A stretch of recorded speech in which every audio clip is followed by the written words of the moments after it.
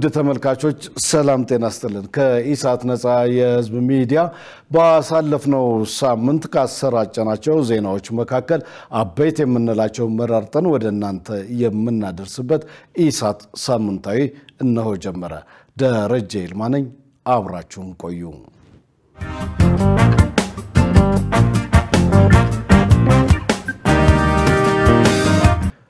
ኢትዮጵያ ብሔራዊ ጥቅሟን ለማስጠበቅና በመስራቅ አፍሪካ የበላይነትን ለመያዝ በውስጣቸው የእርስ በርስ አለመግባባቶች ካጋጠሟቸው ሀገራትም ጋር ጠንካራ ግንኙነት መፍጠር አለባት የተባለው ባሳለፍነው ሳምንት ነበረ ሰይፍ ዓለም ዝርዝር አለው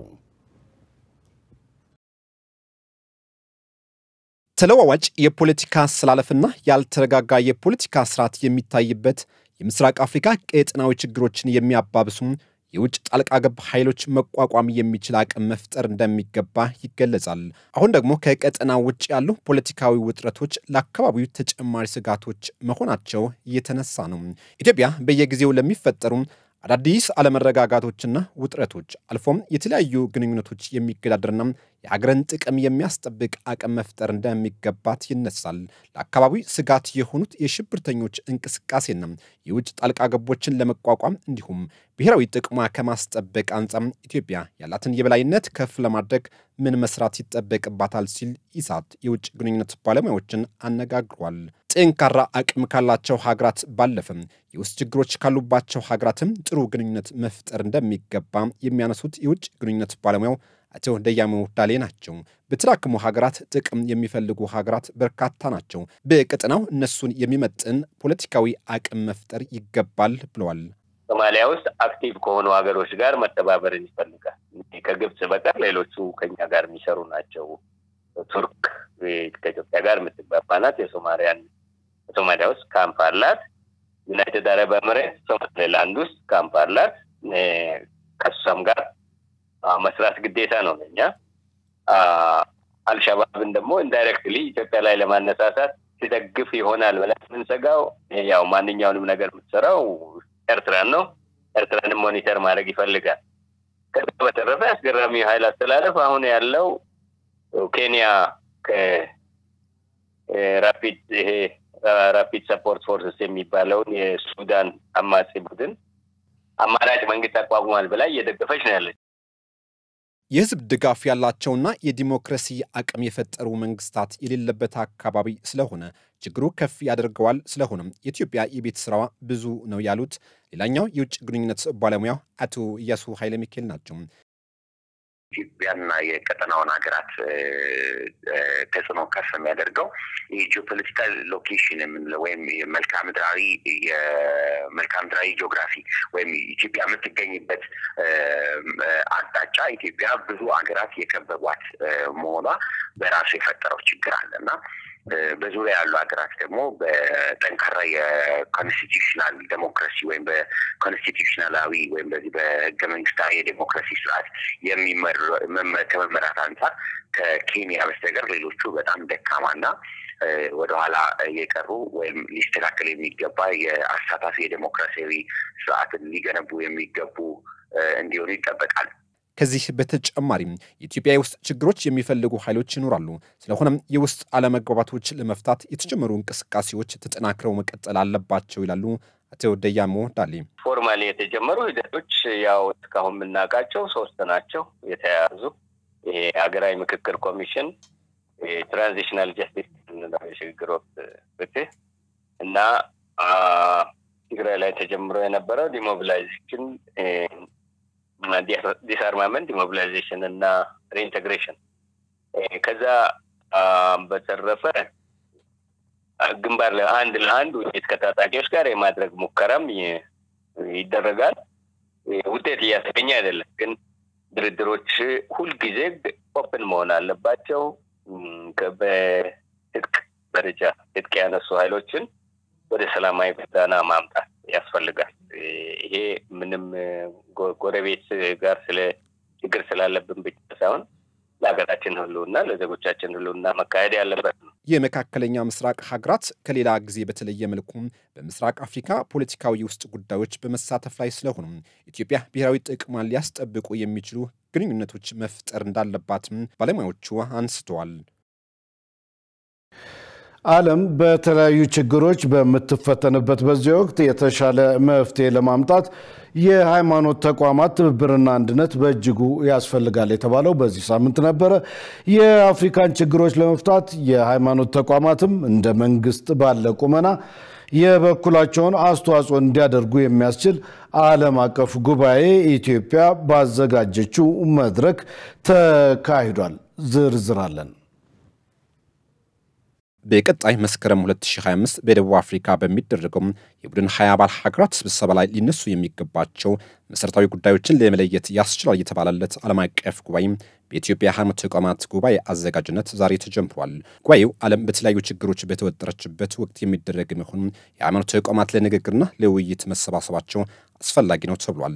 ሰላም፣ መቻቻል፣ መተባበር፣ መተጋገዝ እንዲኖር የሃይማኖት ተቋማት ማህበረሰብን በማነቃቃት ተጽዕኖ በመፍጠር ከፍተኛ ፋይዳ አላቸው ተብሏል። በዓለም አቀፍ ደረጃ የለውጥ ሂደቶች እንዲኖሩ ፍትሐዊ ተጠቃሚነትና የምግብ ደህንነት እንዲረጋገጥና ትርጉም ያለው ለውጥ እንዲመጣ ሁሉም አካላት ትብብር ማድረግ እንዳለባቸው ተገልጿል። በመድረኩ የተገኙት የፍሪ ፕሬዝዳንት ታዬ አጽቀሥላሴ ወቅቱን የጠበቀ ወሳኝ ኮንፈረንስ ነው። አፍሪካ የፍትህ ጥያቄ በምታነሳበት በዚህ ጊዜ የኢኮኖሚ ሳይሆን የሞራልና የቀጣይ ዕጣ ፈንታ የሚወሰንበት ነው። ይህ ኮንፈረንስ ለዚህ የሚጠቅም ይሆናል ላለሁ ብሏል። እንዲህ አይነት ዝግጅቶች በእምነት ተቋማት መካከል ዋጋ ያለው ንግግር እንዲደረግ ያግዛሉ። የአማኞች ንግግር ለሞራል ፍጆታ ብቻ የሚደረግ አይደለም፣ ተጨባጭ የሆኑ ውጤቶች የሚመጡበትም ጭምር ነው። የሃይማኖት ተቋማት መሪዎች በአንድነት ለሰው ልጅ የጋራ ፍላጎት ሲቆሙ የሚታዩ ለውጦች እንዲመጡ የብዙዎችን ድምጽ ከፍ በማድረግና ብዙዎችን ለለውጥ ማነቃነቅ ይችላሉ። ይህ የኢትዮጵያን የቆየ ልምድ የሚያሳውስ ነው። እምነትን መሰረት ያደረጉ ተቋማት በሰብአዊ ድጋፎች ዙሪያ ግንባር ቀደም ናቸው። ግጭትን ለመፍታትና አንዳንዴም ዲሞክራሲያዊ ስርዓትን ለማስረጽ ትልቅ አስተዋጽኦ አላቸው። ዋናዎቹ የተመድ የለውጥ ግቦችና የአፍሪካ አጀንዳ 2063ን ማንሳት ይቻላል። የአፍሪካ ህብረት ኮሚሽነር መሐመድ አሊ ዩሱፍ የአፍሪካ ህብረት ችግሮችን ሁሉ በንግግር እንዲፈቱ ህግ ቀርጾ እየሰራ ነው። በዓለም አቀፍ ደረጃ የአፍሪካ ድምጽ እንዲሰማና የአጀንዳ 2063 ተግባራዊነትና ሰላማዊ አካባቢ መፍጠር ይገባል። ለዚህ ደግሞ የእምነት ተቋማት ዋጋ ከፍተኛ መሆኑን አንስተዋል። የእምነት ተቋማት ውይይት አክራሪዎችን ለማራቅ ከፍተኛ ዕድል ይፈጥራል። ኢትዮጵያ ሰላማዊ የሆነ የሃይማኖት መቻቻል ካለባቸው ሀገራት አንዷና ሁነኛ ምሳሌ ናት። ነገር ግን ጊዜ ንግግርና ለውጦች እንዲመጡ ኃላፊነት ባለባቸው በተለያዩ የሃይማኖት መሪዎች በተደረጉ ሰላማዊ ንግግር በአማኞች መካከል በመፍጠር ነው። በዚህ ወቅት በተለያዩ ቦታዎች በተለይም በአህጉራችን የአክራሪ ቡድኖችና የሽብርተኞች እንቅስቃሴ ፍርሃትና ጥላቻን በህዝቦች መካከል እንዲሰርጽ እያደረጉ ነው።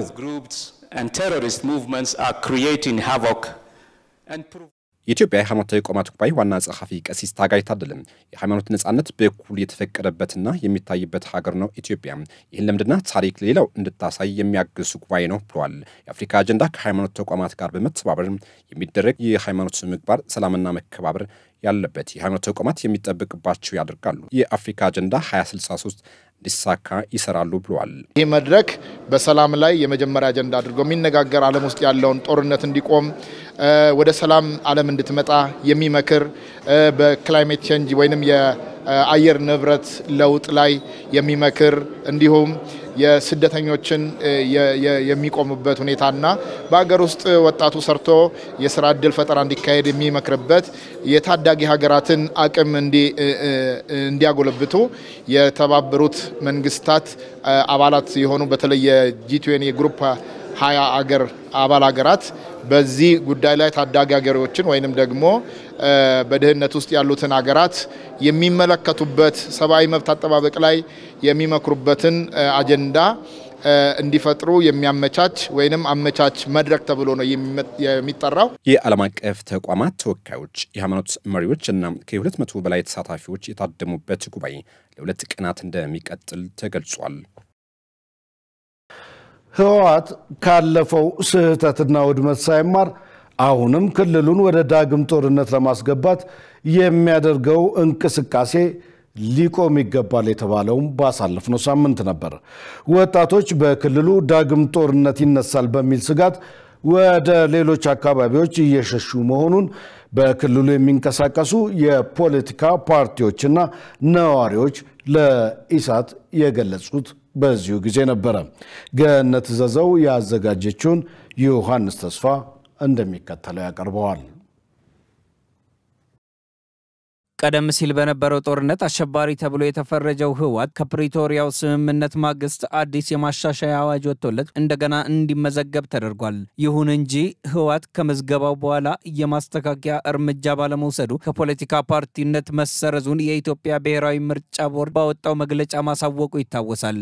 ህወሓት በበኩሉ የምርጫ ቦርድ ከፖለቲካ ፓርቲነት ከመሰረዙ በፊት ቀደም ብሎ ፓርቲው ተሰረዘም አልተሰረዘም ስራዬን ከመስራት ወደ ኋላ አልልም ማለቱም ይታወቃል። ከዚህ ጋር ተያይዞ ክልሉ ዳግም ወደ ጦርነት እንዳይገባ ምን መደረግ አለበት ሲል ኢሳት በክልሉ የሚንቀሳቀሱ የፖለቲካ ፓርቲዎችንና ነዋሪዎችን አነጋግሯል። በዚህ ረገድም የክልሉ ነዋሪዎች በሰጡት አስተያየት ክልሉ ቀደም ሲል ከደረሰበት ውድመት ሳያገግም አሁንም ወደ ዳግም ጦርነት ይገባል በሚል ስጋት ወደ ሌሎች ቦታዎች እየሸሹ መሆናቸውን ገልጸዋል። ብዙ ወጣቶች አሁን ስራ የፈለጉ ልማት፣ ሰላም፣ አንድነት ልጅ ገና አለ የለም ሞቶ ያልተነገረች እናት ያለች እንዴት ነው ሁለት አሁን ትምህርት ወደ ጦርነት እንዲገባ ማንንም ወጣት አይፈልግም።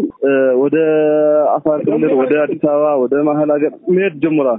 ምክንያቱም ይሄ ምን ተገንዝቦ ነው ፍርሃት ጦርነት እንደዛ ብሎ ተማማ ነገር ዶክተር ወጣቱ ስራ ያለማው ዳግም በትግራይ ላይ ጦርነት ተከፍቶ ማየት አይፈልግም። ህዝቡ የሆነ የጦርነት ምልክት ካየ ደግሞ ፍራቻ አለው። ስለዚህ ይሄ ነገር ነው ያለው በህዝቡ ሁሉ። ይሄ ጦርነት ከማን በላይ ከኢትዮጵያ በላይ የትግራይ ህዝብ ያውቀዋል። ጦርነት የጥይት ድምፅ መስማት አይፈልግም። ካሁን በኋላ የልማት እንጂ የጥይት ድምፅ አይፈልግም። ወጣቱ ጠረጴዛ ዙሪያ ቁጭ ብለን መወያየት ያለበት ፖለቲካ ነው መፈታት ያለበት፣ ዲሞክራሲ ነው መፈታት ያለበት፣ ህገ መንግስቱ ነው መፈጸም ያለበት። ማንኛውም የፖለቲካ ድርጅት ህገ መንግስቱን ጠብቆ መንቀሳቀስ አለበት የሚሉት የትግራይ ዲሞክራሲያዊ ፓርቲ ዋና ጸሐፊ ሙሉ ብርሃን ኃይሌ በበኩላቸው ህወሓት ጠብጫሪነቱ ጋር ተያይዞ በክልሉ በርካታ እንቅስቃሴዎችና ስጋቶች ይስተዋላል ብለዋል።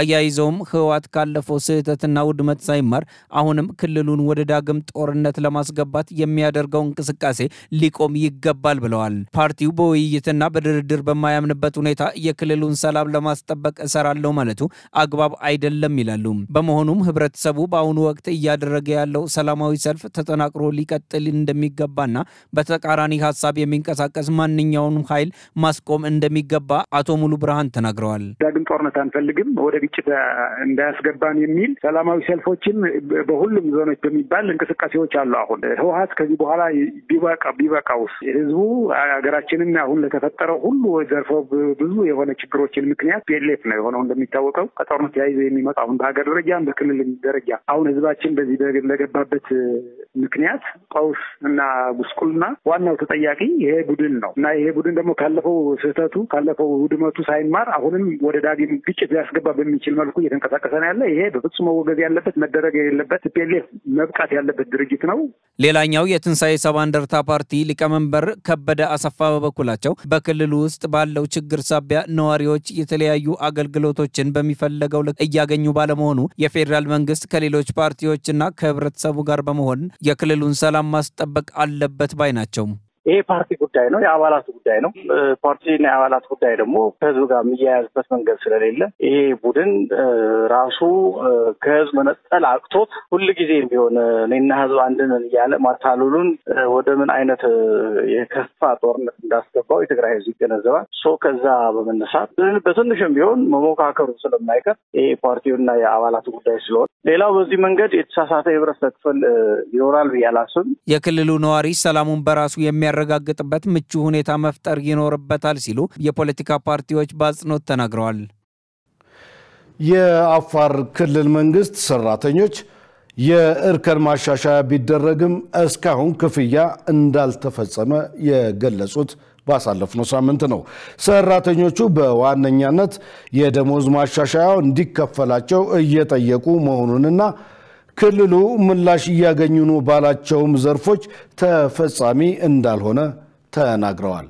መሳይ ገዛኸኝ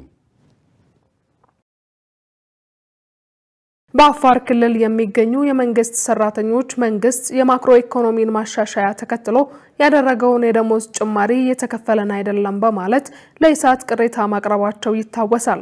ይሁንና ክልሉ ግንቦት 6 ቀን 2017 ዓ.ም ለኢትዮጵያ ፕሬስ ድርጅት በሰጠው መግለጫ የአፋር ክልል የመንግስት ሰራተኞች የቅጥር የእርከንና የደረጃ ማሻሻያ ጥያቄዎች ምላሽ ያገኙ መሆናቸውን የክልሉ ፐብሊክ ሰርቪስ እና ሰው ኃይል አስተዳደር ቢሮ አስታውቋል። ኢሳት ይህንን መነሻ በማድረግ በክልሉ የሚገኙ የመንግስት ሰራተኞችን ጠይቋል። ደረጃ እድገቱ ቀድሞ በነበረው ደሞዝ ቢሰራም ክፍያው ግን እስካሁን አልተፈጸመም ብለዋል። ምንም እንቅስቃሴ የለም። ያው በየወሩ በዚህ ወር ይላል እንጂ እስካሁን ድረስ ቢያንስ እንኳን መከፈል የሚችል ከሆነ እጃችን ላይ ባኩ ወረቀቱ መድረስ አለበት አይደል? አሁን 2017 ላይ የደረጃ እርከን የተሰራላቸው ቀረ ላይ የሚሰራለ የደረጃ እርከን ማለት የተሰራላቸው በአዲሱ ሳይሆን በነባሩ ደሞዙ ክፍያም አልተጀመረም። ግን ደግሞ ትምህርት ጽሕፈት ቤቶችን ስንጠይቃቸው እኛ ከክልሉ ስለሆነ ይመጣልን በነባሩ ደግሞ ሰርተናል፣ ግን የደረጃ እርከት ብሩ አልደረሰም። እኔም አንዱ አዳጊ ነበርኩኝ ማለት ነው። በዚህ ወር ይደርሳል ተብሎ ነበረ። ትናንትና በ30 ገባልን ደሞዝ የደረጃ እርከን አልተሰራልን። የደረጃ እድገቱ እርከን ይሰራል በማለት መረጃ እንድናቀርብ ተጠይቀናል። ነገር ግን እስካሁን የደረሰን ነገር የለም ይላሉ ሌላኛው የመንግስት ሰራተኛ። መጥቷል የሚሉ ከጃንቺ ላይ የደረሰ ነገር ጥር ጀምሮ ማለት የእርከን ማሻሻያው ነው። የእርከን ማሻሻያው ማለት ምንድነው ያደረጉት መሰሎት? ባለፈው ጥር ላይ የሚያርግ ሰዎች ያለንና ያንን በአዲሱ ደግሞ ሊከፈላችኋልና ጥር ላይ የምታርጉትን ስም ዝርዝር አንጡ አሉ። ያንን ስም ዝርዝር ሰጠንና ይሄ ደግሞ የኋላ እንትኑ ባኩ ማለት እሱ ተግባራዊ ሳይሆን ሲቀር የደረጃ እርከንና ደረጃ እድገት ክፈሉን ስንል አይ አዲሱ ደሞዝ ይመጣልና እርከንና ደረጃ እድገት አትጠይቁ ተባለ። ከዛ ይሄንን ተግባራዊ ማድረግ ሲያቅታቸው አሁን መልሰው ደግሞ ምን አደረጉ? ደግሞ ደሞዝ ጭማሪ ጋር አመጡና ባኩን ወደ ኋላ አደረጉና ደሞዝ እርከኑ እና ደረጃ እድገቱ ተሰርቷል የሚባል ወሬ አመጡ። ደግሞ እየተከፈለን አይደለም ነው እስካሁን ከጥር ጀምሮ ተግባራዊ አልሆነም። በእኛ ወረዳ በሌላ ወረዳ ግን የቆየ ነው ማለት አምና ጀምሮ 2010 ያልተከፈላቸው ወረዳዎች አሉ። አያይዘውም በዋነኝነት መንግስት ያደረገው የደሞዝ ማሻሻያ ተከትሎ በጭማሪው መሰረት ደሞዛቸው እንዲስተካከል ጠይቀዋል። ተግባራዊ ነው የሚመለከተው አካል ብንርማውን አንዴ 3 ወር ነው የሚከፈለው ይባላል፣ አንዴ ሙሉ ደሞዝ የለም ይባላል። በጣም አስቸጋሪ ነው። አፋር ክልል ላይ የሚደረገው ተግባር በጣም ጀመር በቃ ሀገርም እንድንለቅ ይመስላል። እኛ ግን እየጠየቅን ያለ ነው ከጥቅም ሲጀምሩ ያው የፌደራል መንግስት ደሞዝ ማሻሻያ ብሎ ጨምሮ ነበር። ያንን አፋር ክልል ላይ እንግዲህ በ5 ዞኖች በ36 ወረዳዎች ለማንኛውም ሴክተር ተግባራዊ አልሆነ። ኢሳት ነጻ የህዝብ ሚዲያ በጉዳዩ ላይ የክልሉን ሲቪል ሰርቪስ ቢሮ ኃላፊ መሐመድ ሐመድን ለማነጋገር በእጅ ስልካቸው በተደጋጋሚ በመደወል ልናገኛቸው ያደረግነው ጥረት አልተሳካም። ከቢሮው ምላሽ ባገኘን በማንኛውም ጊዜ በጉዳዩ ላይ እንደምንመለስበት ከወዲሁ ልናሳውቅ እንወዳለን። ወደ ትግራይ በሚመልሰን ሌላኛው ዜና ደግሞ በትግራይ ክልል የሚካሄደው ምክክር የተሳካ እንዲሆን ሁሉም ባለድርሻ አካላት የበኩላቸውን ሊወጡ ይገባል የተባለው ባሳለፍነው ሳምንት ነው። የክልሉ ህዝብ ምክክር ለማካሄድ ዝግጁና ፈቃደኛ ነው። ይሁን እንጂ ከጸጥታ ጋር ተያይዞ ስጋት ስለሚኖር ጊዜያዊ አስተዳደሩና የፌደራል መንግስት በትኩረት ሊሰሩ ይገባል ተብሏል። መሰረት ባዩ ተጨማሪ አላት። የኢትዮጵያ ሀገራዊ ምክክር ኮሚሽን እንደ ሀገር ያሉ ችግሮች መፍትሄ እንዲያገኙ ለማድረግ በተለያዩ ክልሎች በመንቀሳቀስ ምክክሮችን በማድረግ አጀንዳ እያሰባሰበ ይገኛል። በቀጣይም በትግራይ ክልል የምክክር መድረክ ለማካሄድ የተለያዩ ዝግጅት ስራዎችን እያከናወነ እንደሚገኝ ኮሚሽኑ መግለጹ ይታወሳል። በክልሉ ሊካሄድ የታሰበው ምክክር የተሳካ እንዲሆን ምን መደረግ አለበት፣ ከማን ምን ይጠበቃል ሲል ኢሳት በክልሉ የሚንቀሳቀሱ ፓርቲዎችን አነጋግሯል። የትንሳኤን ሰባ እንደርታ ፓርቲ ሊቀመንበር ከበደ ሰፋ እንዳሉትም በተለያዩ አካባቢዎች ያሉ ግጭቶች የንግግርና የውይይት ባህል አናሳ መሆን የፈጠራቸው ናቸው ብለዋል። የትግራይ ክልልም ከነበረበት ችግር አንጻር ህዝቡ አሁን ላይ ምክክር ፈላጊ ነው ያሉት ሊቀመንበሩ በክልሉ ትጥቅ ያልፈቱ ኃይሎች መኖራቸው በሚካሄደው ምክክር ስጋት መሆኑን ገልጸው በዚህ ጉዳይ ላይም ክልሉን ጨምሮ የፌደራል መንግስት ሊሰሩ እንደሚገባ ጠቁመዋል። የጊዜያዊ አስተዳደሩ ተስተካከለ ሆኖ አለመምጣትና አሁንም ታጣቂዎች ክልሉን እንደ ግል ንብረታቸው አድርጎ የሚቆጥሩ በዲዲአር መሰናበት የሚገባቸው ያልተሰናበቱ ክልሉ እንደ መንግስት የሚቆጣጠሩ በነጻነት የሚቆጣጠሩ የራሱ ሞኖፖሊ ኦፍ ቫዮለንስ የሌለው መሆኑና ይሄ ኃይል እነዚህ ኃይሎች ደግሞ አስተዳደሩን ለፍላጎታቸውን ማስፈጸሚያ አድርገው እየተጠቀሙ ስላለ ይህንን ሂደት በእነዚህ አካላት እንዳይደናቀፍ ስጋት እንዳለን ነግረናቸዋል። ይሁንና ከእነሱ ጋር በሚደረጉ ንግግሮች ግን የምክክር ኮሚሽኑ ተግባራት በትግራይ ውስጥ መቼውም ጊዜ በበለጠ በተሳካ መንገድ ሊከናወን የሚችልበት ሁኔታ አለ ብለን እናምናለን። የትግራይ ዲሞክራሲ ፓርቲ ዋና ጸሐፊ ሙሉ ብርሃን ኃይሌ ክልሉ ከገባበት ችግር እንዲወጣ ምክክር አስፈላጊ በመሆኑ ሁሉም የማህበረሰብ ክፍል የበኩሉን ሊወጣ ይገባል ብለዋል። በክልሉ ዘላቂ የሆነ ሰላምና መረጋጋት እንዲሰፍን ማህበረሰቡ ያሉትን ጥያቄዎች ወደ ምክክሩ ሊያመጣ ይገባል ሲሉ ይናገራሉ። የትግራይ ህዝብ ዘርፎ ብዙ ከሆነ ችግር ውስጥ ነው ያለው። በተለይ ከጦርነቱ ጋር ተያይዞ በርካታ ችግሮች ነው ያሉ። ህዝቡ አሁን በትልቅ ችግር ውስጥ እያለፈ ነው ያለ እና ከዛ ከገባበት ችግር የሚያወጡት በዋናነት እኛም እንደ ፓርቲ የምናምነው ይሄ ምክክር በጣም የተሳካ እንዲሆን ሁሉንም የድርሻው እንዲወጣ በትኩረት ይሄን ጉዳይ እንዲያዩ ይሄን የሰላም የምክክር ሂደት የተሳካ ግቡ እንዲመታ እንዲሳካ የበኩላቸውን እንዲወጡ ነው ጥሪያችን የምናስተላልፈው። የኢትዮጵያ ሀገራዊ ምክክር ኮሚሽን ቃል አቀባይ ጥበቡ ታደሰ አካታችና አሳታፊ የሆነ ምክክር እንዲካሄድ ህወሓትን ጨምሮ ከሌሎች ተፎካካሪ ፓርቲዎች ጋር ኮሚሽኑ ውይይት እያደረገ ነው ብለዋል። በክልሉ ካሉና ተቃዋሚ ከሆኑ ፓርቲዎች ጋር ምክክሮች ተደርገው ነበረ። ከዚህ በተጨማሪ ከህወሓት ጋር እንደዚሁ ንግግሮች ለማድረግ እየተደረጉ ነው ያሉት። በዚህ ሳምንት ላይ በአካል በመገናኘት ተጨማሪ ውይይቶችም የሚደረጉ ይሆናል። ከዚህ በተጨማሪ በክልሉ ከሚንቀሳቀሱ የሲቪክ ማህበራት ጋር እንደዚህ ውይይቶች ተደርገው ነበረ። ትግራይ ክልል ውስጥ ያሉ ዩኒቨርሲቲዎች ውስጥ ያሉ የተለያዩ ምሁራን ጋር እንደዚሁ ምክክሮች ተደርገዋል። ስለዚህ እነዚህ ሁሉ ጥረቶች እንግዲህ በክልሉ ምክክር ሂደትን ለማድረግ አስቻይ ሁኔታዎችን ለመፍጠር የሚደረጉ ጥረቶች ናቸው። በክልሉ ታጣቂ ኃይሎች ሙሉ ለሙሉ ትጥቅ አለመፍታታቸው በሚካሄደው ምክክር ላይ ተጽዕኖ ያሳድርም ወይ ለሚለው ጥያቄ ቃል አቀባዩ ተከታዩን ምላሽ ሰጥተዋል። በትግራይ ክልል ብቻ ያለ ችግር አይደለም ለማለት እነዚህ የታጠቁ ወገኖች አለመፍታታቸው ወይም ደግሞ ወደዚህ ወደ ምክክር አለመምጣታቸው በምክክር ሂደት ላይ የራሱን ጫና ወይም ደግሞ ተጽዕኖ ይፈጥራል የሚባለው ጉዳይ ትክክል። ነገር ግን ደግሞ ይሄ ምክክር አንዱ ዘላቂ መፍትሄ የማግኛ በሀገራችን ታዩ ግጭቶችን የትግራይ ክልልን ጨምሮ ማለት ነው አንዱ የመፍትሄ አካል እንደመሆኑ መጠን በግጭቶች መካከል በውጥረቶች መካከል የሚካሄድ ምክክር ነው። በክልሉ ሊካሄድ የታሰበው ምክክር የተሳካ እንዲሆን ሁሉም የበኩሉን ሊወጣ ይገባል ሲሉ የፖለቲካ ፓርቲዎቹ በአጽንኦት ተናግረዋል። ውድ ተመልካቾች ከኢሳት ነፃ የህዝብ ሚዲያ ኢሳት ሳምንታዊ ወደ እናንተ መድረሱን እንደቀጠለ ነው። ባሳለፍነው ሳምንት ካስተላለፍናቸው ዜናዎች መካከል ደግሞ አበይት ያልናቸውን የውጭ ዜናዎች መራርጠናል። ወደዛው አልፋለሁ። የኩርዲስታን ሰራተኞች ፓርቲ ፒኬኬ ከቱርክ ጋር ለአራት አስርተ ዓመታት የዘለቀውን ደም አፋሳሽ ግጭት በማቆም የትጥቅ ድርጅቱን ሊያፈርስ መሆኑን አሳውቋል። እንደ አውሮፓውያኑ በ1984 ቡድኑ መሳሪያ ካነሳ በኋላ በቱርክ የኩርድ ግዛት ወይም የራስ ገዝ ክልል ለመፍጠር ባለመው የትጥቅ ትግል ከ40 ሺህ በላይ ሰዎች ሲገደሉ ብዙዎችም ተፈናቅለዋል። ዮሐንስ ተስፋ ተጨማሪ አለው። ጥያቄያችን በሰላማዊና በዲሞክራሲያዊ መንገድ የሚመለስበት ደረጃ ላይ በመድረሱ ነፍጥ አውርደን ህዝባችንን ከስቃይ ልንገላግል ወስነናል።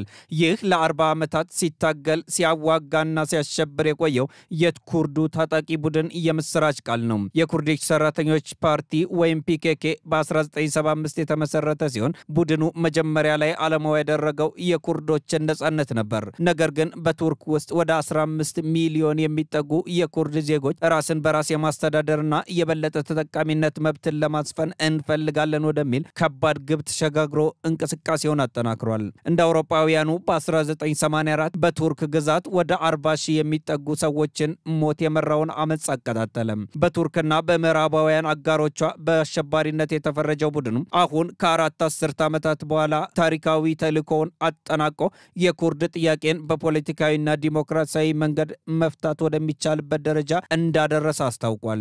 የቱርክ የውጭ ጉዳይ ሚኒስትር ሃካን ፊዳን ይህ ጠቃሚ እርምጃ ነው ብለው ለተፈጻሚነቱም መንግስታቸው በቅርበት በመከታተል እገዛ እንደሚያደርግ ገልጸዋል።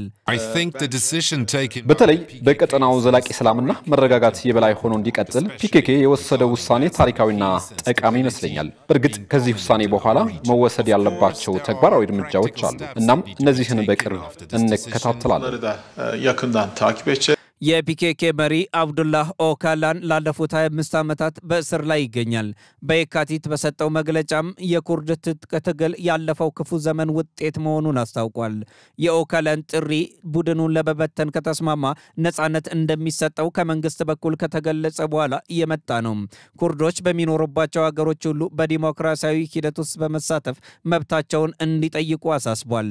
የኩርድ ህዝብ በደቡባዊ ቱርክ፣ በሰሜን ሶሪያ፣ በኢራቅና ኢራን ድንበር አካባቢዎች ተሰራጭቶ የሚኖር ህዝብ ነው።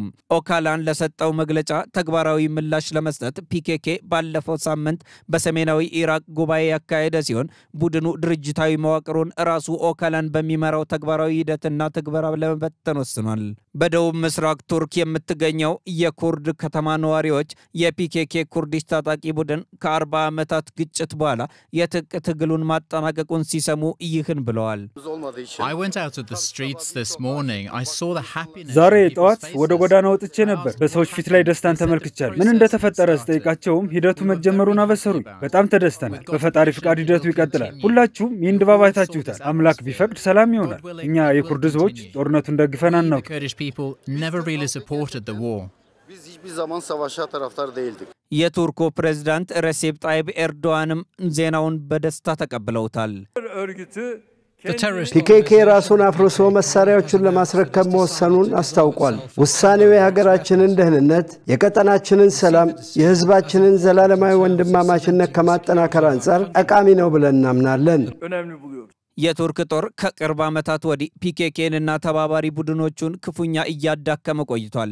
በሶሪያ የቀድሞ ሶሪያ ፕሬዝዳንት ባሻር አልአሳድ በታህሳስ ወር በመፈንቅለ መንግስት ከወረዱ በኋላ ቱርክ በደማስቆ ያላት ተጽዕኖ አበረታች ነበር። በዚህም አንካራ መቀመጫውን በሶሪያ ያደረገው የፒኬኬ አጋር ቡድን ዋይፒጂ እንዲፈርስና መሪዎቹ ከሶሪያ እንዲባረሩ ጥሪ አቅርባለች። መረጃውን ስናጠናቀር ዋሽንግተን ፖስት፣ አልጀዚራና ዶቼ ቬለን ነት ተጠቅመናል። በህንድና ፓኪስታን መካከል ያለውን ግጭት ለማስቆም የተሳካ የተኩስ አቁም ስምምነት ያደረጉት ዶናልድ ትራምፕ ለግጭቱ ዘላቂ መፍትሄ ሊያመጡ እንደሚችሉ ታምኖባቸዋል ተብሏል። እንደ አውሮፓውያኑ አቆጣጠር ከ1948 ጀምሮ በካሽሚር ውስጥ በተነሳው ግጭት በ10 ሺዎች የሚቆጠሩ ሰዎች ተገድለዋል። ተጨማሪ አለን። በየክረምቱ በሺዎች የሚቆጠሩ ከብቶች ወደ ሰሜን ይንቀሳቀሳሉ። እነዚህ የካሽሚር እረኞች ሲሆኑ ብዙዎቹ በህንድ ከሚተዳደረው የካሽሚር ግዛት የተፈናቀሉ ናቸው። የተኩስ አቁም ስላልተደረገ መንገዳቸው ለብዙ መቶ ዓመታት አልተለወጠም። በጦርነት ጊዜ ውጥረት አለ። እናም አካባቢያችን ሞቃት ነው። ሁሉንም ለኑሯችን ስንል አደጋ ላይ መጣል አለብን። ከህንድ ጋር በምንዋሰንበት ድንበር ላይ ወደሚገኙ የግጦሽ መሬቶች መንጋዎቻችንን መውሰድም ይኖርብናል። ፋሪዱላህ ዳቦ እያደረቀ ለተጠቃሚዎች የሚያቀርብ ሲሆን ይህም እንደ ምግብነት ያገለግላል። በህንድ ከሚተዳደረው ካሽሚር የተፈናቀሉ በመቶዎች የሚቆጠሩ ቤተሰቦች መኖሪያ በሆነው በማናፓኒያ የስደተኞች ካምፕም ይሸጣል። የዚህ ሴት ወንድም ደግሞ ለ4 አስርት ዓመታት ጠፍቶባታል። ልቧ አሁንም ከድንበር ማዶ ቢሆንም ወደዚያ መሄድ ግን አልቻለችም። ካሽሚር ከህንድ ጥቃት ነጻ ብትሆን ብዬ እመኛለሁ። እኛ የምንራመድ ሙታንን በቀጥታ ማሰብ እንኳን አልችልም። ስለ 3 ወንድሞቼ ማሰብ ያስጨንቀኛል። እንደ አውሮፓውያኑ ከ1948 ጀምሮ በካሽሚር ውስጥ በተነሳው ግጭት በ10 ሺዎች የሚቆጠሩ ሰዎች ተገድለዋል። የካሽሚርን ግዛት ፓኪስታን ሉዓላዊ ግዛቴ ብላ ትጠራዋለች። ህንድ በበኩሏ እንደ ዋና የሀገረ መንግስቷ አካል አድርጋ ተጠብቀዋለች።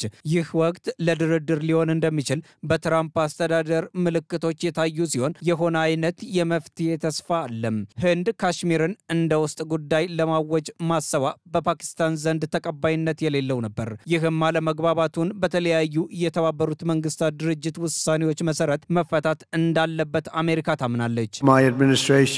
በህንድና በፓኪስታን መካከል እየተባባሰ የመጣው ብጥብጥ ለማስቆም የኔ አስተዳደር በተሳካ ሁኔታ ታሪካዊ ተኩስ አቁም ስምምነት አድርጓል እና ይህንን ለማድረግ ንግድን በስፋት ተጠቀምኩበት። ወዳጆች ሆይ ኑ ስምምነት እንፍጠር አልኳቸው። አንዳንድ ንግዶችን እናድርግ፣ ኒኩለርና ሚሳኤሎችን አንገበያይ።